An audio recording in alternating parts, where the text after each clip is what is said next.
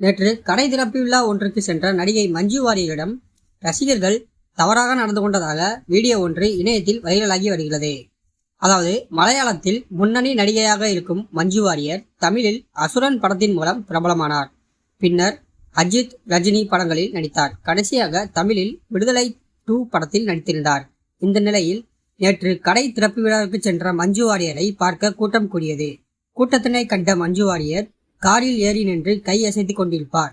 இந்த கூட்டத்தில் நடுவில் யாரோ ஒருவர் மஞ்சு வாரியரிடம் இடுப்பு பகுதியில் கை வைப்பதாக வீடியோ ஒன்று பதிவாகியுள்ளது.